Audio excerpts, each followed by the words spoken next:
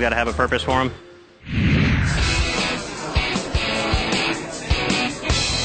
Hey, how's it going, man? Good, how are you? I love pinball machines. It's the Evel Knievel pinball machine from the 70s.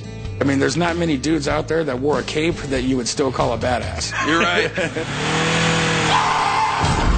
Coming to the pawn shop today to try and sell my Evel Knievel pinball machine. He was the greatest stuntman ever. The machine is not in the greatest of condition. I'd probably take maybe $1,500 for it. That's definitely cool, man. The guy was like a living, breathing superhero, you know? He's a motorcycle icon. You know, jumping the Snake River, the fountain at Caesars. You see these guys do these jumps today. I mean, he did them on a Harley. Yeah.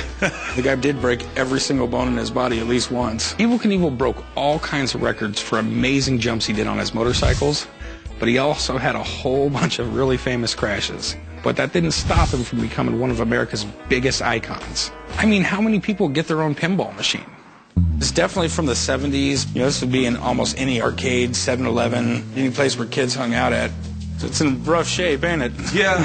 We moved and it got broken and been sitting around for a while. Pinball machines are almost always an easy sell. Even though this one's broken, it's not that hard to find internal parts. The original artwork and hardware is still intact, and that's what people love. As long as I can get it for somewhere under $1,500, this should be an easy score. What are we looking to do, pawn it or sell it? I'd like to sell it. Any idea of what you're looking to get? I was thinking somewhere in the ballpark of $3,000. Yeah, the thing's probably worth about $3,000, completely restored, working condition, all that. It's going to be a lot of work. Let me give you $1,000 for it, man. I don't think I can go that low. That's Evel Knievel. Come up a little bit. You don't want to miss out on an Evel Knievel pinball machine. I'll tell you what, man, I'll go $1,200. That's the most I'm going to be able to do.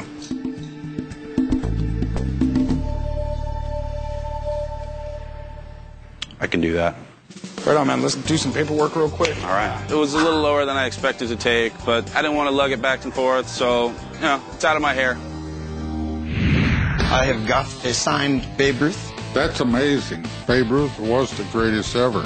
It's got to be one of the most forged signatures of all time. Back in the day, just about every arcade had to have this game. This was cool. I was thinking about getting it restored. The first thing about a pinball machine you want to look at is the CPU. Oh.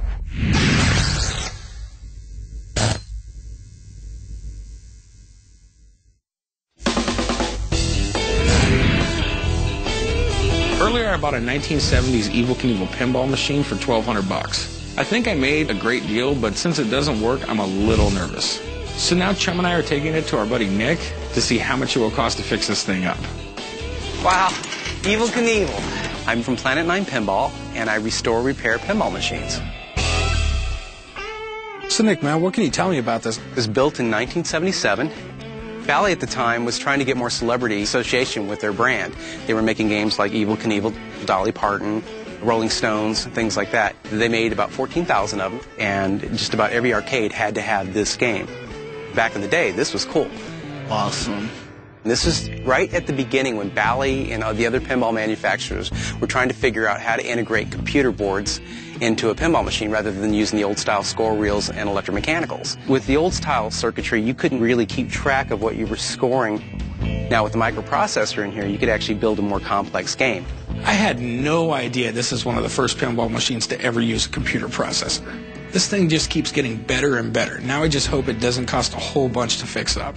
So what do you want to do with this? I was thinking about getting it restored. Well, let's take a look at it. Now, the first thing about a Bally pinball machine you want to look at is the CPU. There's already battery corrosion, so the board's going to have to be repaired. And this capacitor here is probably about 30-something years old, and that's got to be changed. Oh yeah, flux capacitors don't last that long. No, unless you're trying to get to the future. If I can repair the board and get the game to boot, it's probably going to cost about $300 to put this back together. The major problems I found on this piece is the battery corrosion on the CPU. The cabinet's a little rough. Every single piece of rubber on there is old and dried out and needs to be replaced. Once that's done, it'll be a good playing game. So what would you say it's worth all restored and everything? About $800 or $900. Did you really just say that? Yeah, they made 14,000. It's not rare. Yeah, I paid about $1,200 for it. Oh, okay. Well, if you just leave it like it is and you don't repair it, you'll take a bigger hit. You probably could get $300 for it. We might as well just go ahead and redo it. Okay. All right, man, I appreciate it. Hey, you're welcome. Take your time. I can't wait to tell the old man.